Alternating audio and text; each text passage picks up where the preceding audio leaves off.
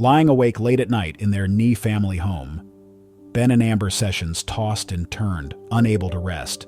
The parents should have been happy and content in their dream Idaho abode, but sleep was eluding them. The reason? Strange hissing noises were emanating from the walls. But before we start our story, smash the like button. Make sure to subscribe and hit the notifications bell so you won't miss any new stories. Everyone knows that housing is usually the single largest financial cost for any family. So when Ben and Amber shelled out less than $180,000 for their sizable new home, they thought they were grabbing a bargain. The property had 5 bedrooms and so easily met the needs of their growing clan. It all seemed too good to be true.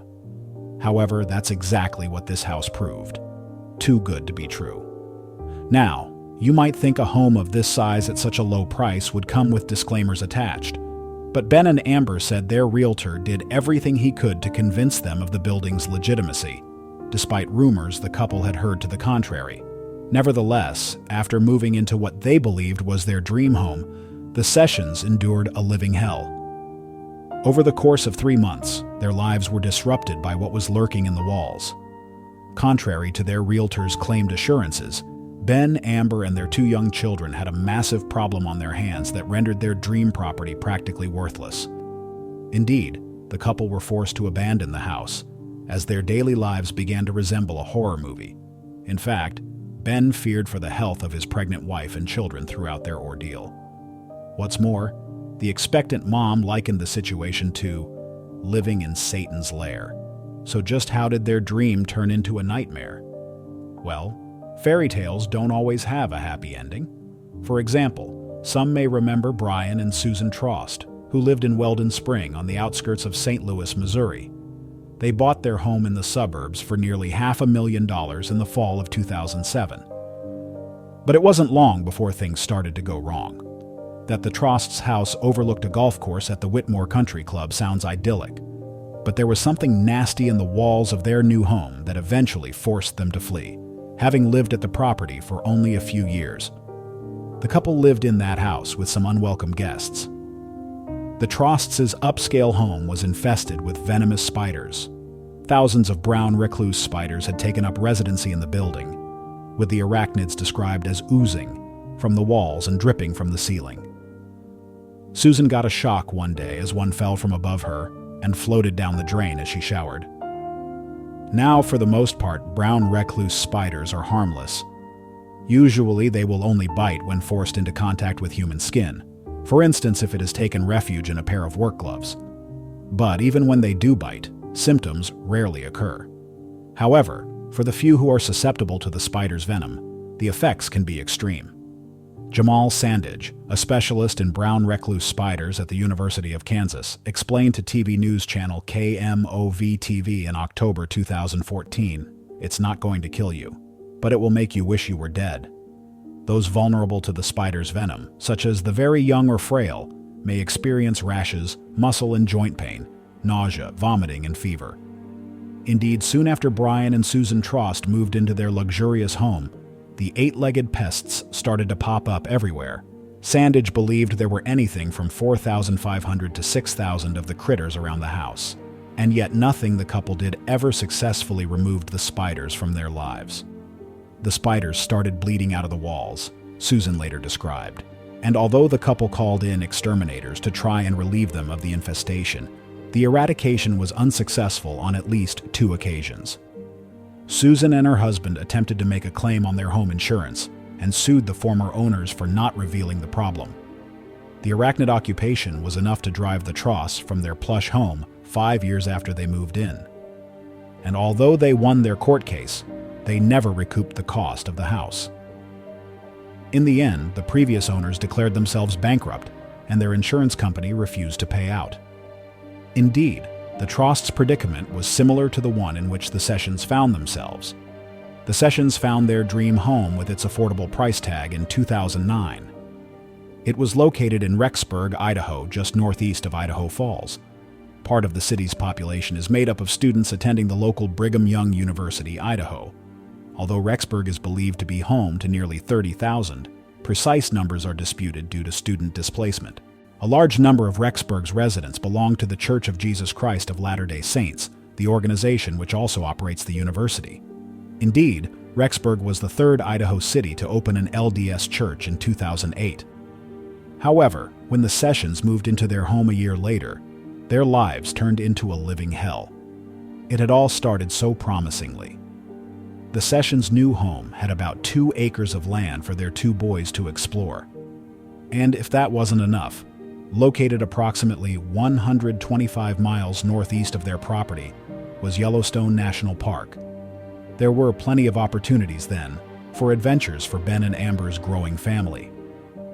Furthermore, a large portion of Rexburg's nearly 10-square-mile area was built upon a shield volcano. Now, when you think of volcanoes, you may envision large, mountainous craters like the U.S.'s own Mount St. Helens, or Italy's Mount Vesuvius and Mount Etna. However, shield volcanoes are not so majestic. Now, Mount Etna, Mount Vesuvius, and Mount St. Helens are all stratovolcanoes. Those types of volcanoes are formed from thick lava, which cools into solid rock before it has traveled too far. Over time, layers of the volcano's lava and ash emissions build up to form a steep profile, like a mountain. Shield volcanoes are different. A shield volcano forms from a more liquid lava which spreads further before it cools and hardens. Its profile is far lower than a stratovolcano. Indeed, it takes on the shape of a shallow dome, much like a warrior's shield, hence the name. And it's this terrain upon which much of Rexburg stands. In fact, the region is well known for its volcanic geography. The craters of the Moon National Monument is just 3 hours from Rexburg and offers an insight into the area's varied volcanic activity. But what particular relevance does being built on volcanic terrain have to the situation with the Sessions' home?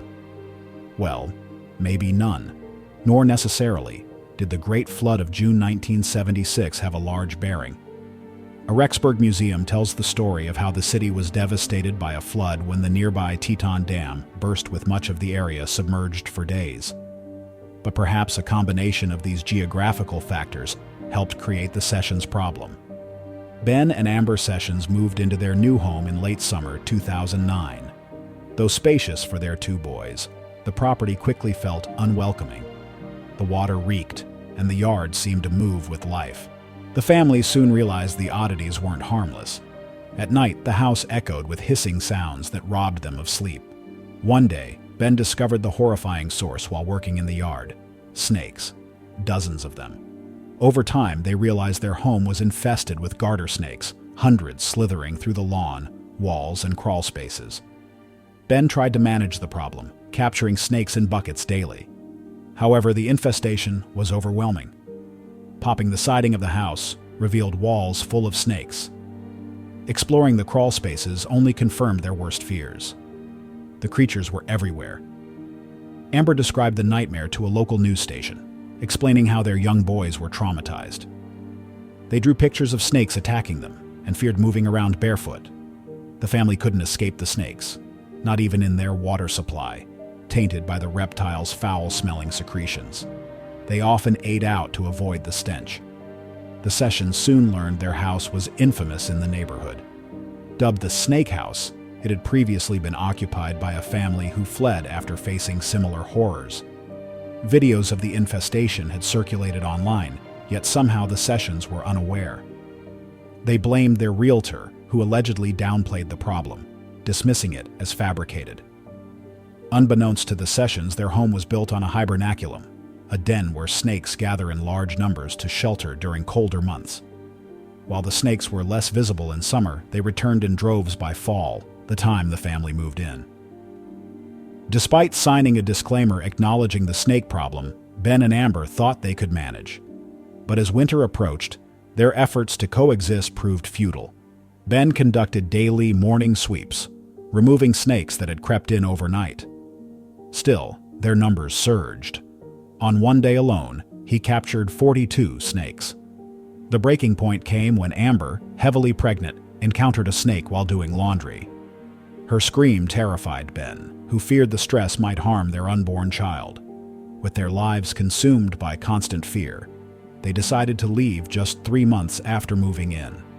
However, abandoning the house came at a steep cost. Legally bound to their purchase agreement, the Sessions filed for bankruptcy. Amber likened their ordeal to living in Satan's lair, while Ben, suffering from PTSD, believed the house should never be sold again. The house was repossessed by J.P. Morgan Chase and relisted at a reduced price of $114,900. For the Sessions, the nightmare ended, but its scars remained, a chilling reminder of the dangers lurking beneath their so-called dream home.